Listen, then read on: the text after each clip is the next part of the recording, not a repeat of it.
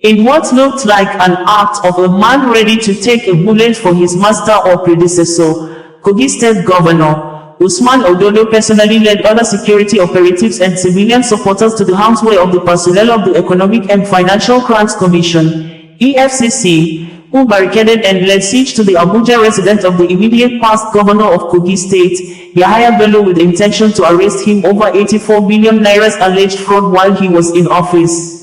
EFCC personnel, heavily armed, barricaded the Abuja residence of the former governor right from 9:30 a.m. on Wednesday morning and met resistance from the private security guards and personal security officers attached to the former governor, who prevented the anti-corruption police officers from entering the house, according to bystanders. The EFCC operatives, who appeared adamant, blocked all roads leading to the house, took positions and set their guns on alert and insisted on carrying out the Federal High Court order of arrest on the former governor. While the personal security operatives of the former governor held EFCC personnel back, Governor Ododo around 2:30 p.m. personally led other large numbers of security operatives to the scene. The governor's presence, according to onlookers, caused some pandemonium among the security operatives, leading to shooting of guns and tear gas. The governor succeeded in smuggling and ending the escape of the former governor from EFCC arrest. The Punch newspaper reported that the governor and his entourage drove out of the former governor's compound around 4:30 p.m. with Yahaya Bello inside the governor's seat of power vehicle. Thereafter, the EFCC operatives and other security men retreated from the house. We have earlier reported that the Economic and Financial Crimes Commission, EFCC, has taken over the Abuja home of former Kogi State Governor Yahaya Bello, with obvious plans to arrest him, despite the former governor, led by the incumbent governor Ododo, reportedly visited the presidential villa code-named Aso Rock to see President Bola Ahmed Tinubu on Monday. Videos posted online showed personnel of EFCC blocked the both sides of the road where the former governor house is situated in Abuja. The ex-governor, through his media office, has reacted to the siege led by the EFCC, calling on the president to intervene. Operatives of the Economic and Financial Crimes Commission stormed the Abuja home of the former governor of Kogi State, Yahaya Bello, located in Wuse Zone 4, Federal Capital Territory, on Wednesday morning. Yahaya Bello had, in a post published with photographs via his personal social media account on Monday after he had reportedly visited President Bola Tinubu, stated below: "Hearty appreciation to our quintessential leader, His Excellency, Mr. President Asiwaju Bola Ahmed Tinubu, the Jagaban of Africa. God bless you, Your Excellency, sir. God bless the Federal Republic of Nigeria." The photographs of him alongside the current Kogi State Governor, Ododo, with the president elicited more than 1,000 comments on the former governor's personal Facebook page. It would be recalled that EFCC had earlier dragged Yahaya Bello, his nephew Ali, Dauda Suleiman, and Abdul Salam Hudu before Justice Jones Omotosho of the Federal High Court, Abuja, in an amended charge in March 2024 over an alleged 84 billion naira's money laundering fraud. The ex-governor's media office, according to Punch newspaper, in a statement, reacted and condemned the EFCC operatives' actions while urging President Bola Tinubu to caution the EFCC. According to the statement, the presence of the operatives in Bello's residence negated the order of injunction granted on February 9, 2024, by the High Court of Justice, Lokoja Division, in suit number HCL 68M 2024 between Yahaya Bello vs. EFCC, restraining the commission either by itself or its agents from harassing, arresting, detaining, or prosecuting him, pending the hearing and determination of the substantive fundamental rights enforcement action. The statement read: "The EFCC was duly served with that order on February 12, 2024, and on February 26, 2024, the EFCC filed an appeal number CAABJ-CV 175/2024, Economic and Financial Crimes Commission vs. Alhaji Yahaya Bello, against the said order to the Court of Appeal Abuja Division.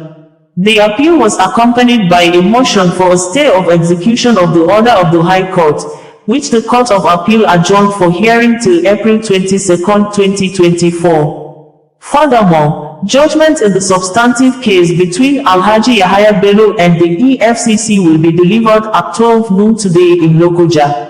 Contrary to all of the above, the EFCC has now laid siege to the home of His Excellency Yahaya Bello, seeking to arrest him in contravention of the extant orders.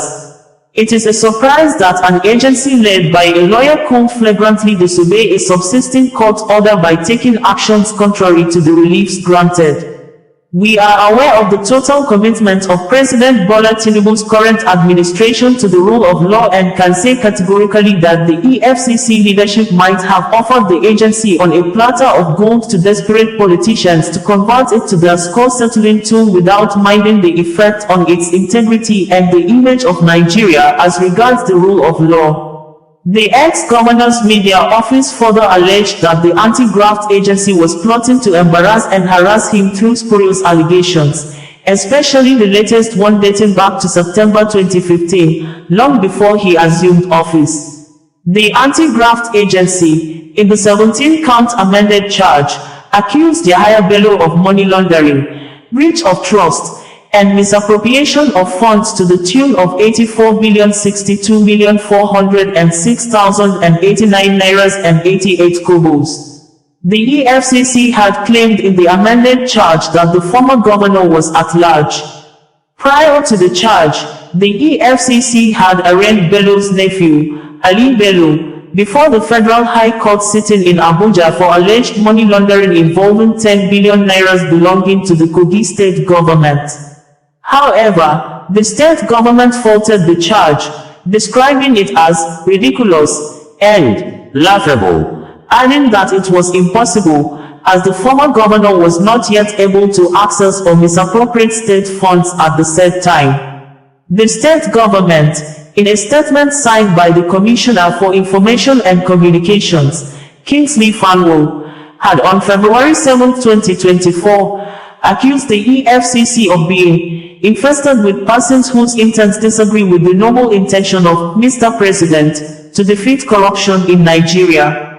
Count 1 of the charges reads, that you, Ali Bello, Dauda Suleiman, Yahaya Adoza Bello, still at large, and Abdulsalam Hudu, still at large, sometime in September 2015 in Abuja, within the jurisdiction of this honorable court, conspired amongst yourselves to convert the total sum of 80,246,470,089 nairas and 88 kobos, which sum you reasonably ought to have known forms part of the proceeds of your unlawful activity, to wit, criminal breach of trust, and you thereby committed an offense contrary to Section 18b and punishable under Section 15(3) of the Money Laundering Prohibition Act, 2011 as amended, the EFCC said in a release sent to Sahara reporters. While ex-Governor Yahaya Bello and Hudu are still at large, Ali Bello and Suleiman, first and second defendants respectively, who were present in court, pleaded not guilty to all the charges when they were read to them, Punch newspaper report reads in quote. Reacting, former presidential spokesperson and political analyst, Rino Omokri said, with all the shortcomings of former Governor Yahaya Bello of Kogi, and he has many defects, he has proven to be more successful than many of his colleague ex-governors, because he has managed to sustain the loyalty of his successor, Usman Ododo, who came with heavy security to rescue him from a siege by the Economic and Financial Crimes Commission. This is coming when the Kaduna State House of Assembly is almost gleefully probing Nasir El-Rufai, and Wike and Fubara are in a supremacy battle for the soul of Rivers State. No matter how good you performed as a governor, if you cannot sustain the loyalty of a governor you helped install, it raises questions about your judgment and relationship build and managing skills. Few people have been able to pull this off in Nigeria's Fourth Republic, including Tinubu, Shetima, Wamako, and Umahi. At the presidential level, it has never happened for a sustained period. Not even presidents from the same party. It is not an easy feat to pull off. Look at Bola Tinubu. It is his ability to manage relationships, even with people he does not like, and who do not like him, that has got him thus far. Success without a successor who can also be your protector is a political disaster. OsazuwaAkonedo, bringing you the news in a more digital way.